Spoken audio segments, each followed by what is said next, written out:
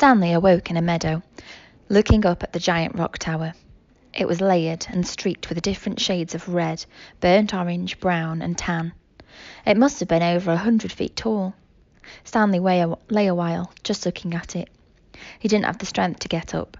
It felt like the insides of his mouth and throat were covered with sand. And no wonder.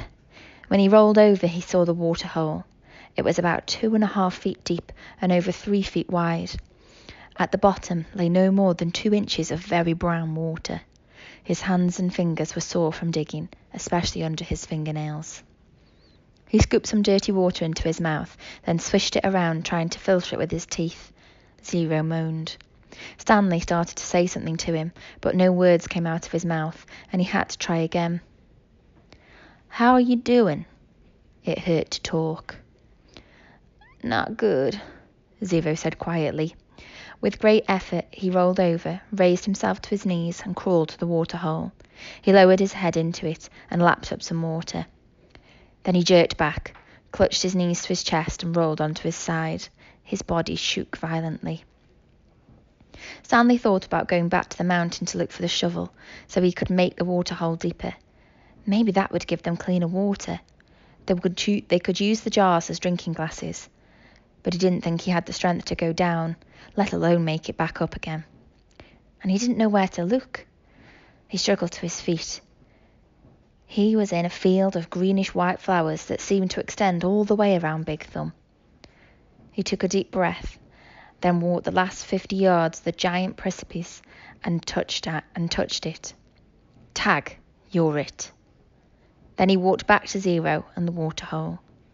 On the way, he picked one of the flowers.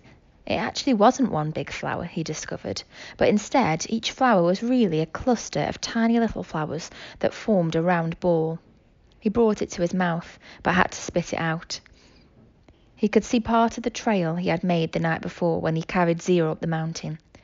If he was going to head back down and look for the shovel, he realised he should do it soon while the trail was fresh. But he didn't want to leave Zero. He was afraid Zero might die while he was gone. Zero was still lying doubled over on his side. "I gotta tell you something," he said with a groan. "Don't talk," said Stanley. "Save your strength." "No, listen," Zero insisted. Then he closed his eyes as his face twisted with pain. "I'm listening," Stanley whispered. "I took your shoes," Zero said. Stanley didn't know what he was talking about. His shoes were on his feet. "That's all right," he said. "Just rest now." "It's all my fault," said Zero. "It's nobody's fault," said Stanley. "I didn't know," Zero said. "That's okay," Stanley said. "Just rest." Zero closed his eyes, and then again he said, "I didn't know about the shoes." "What shoes?" "From the shelter." It took a moment for Stanley to comprehend. "Glad Livingston's shoes. I'm sorry," said Zero. Stanley stared at him. It was impossible. Zero was delirious. Zero's confession seemed to bring him some relief.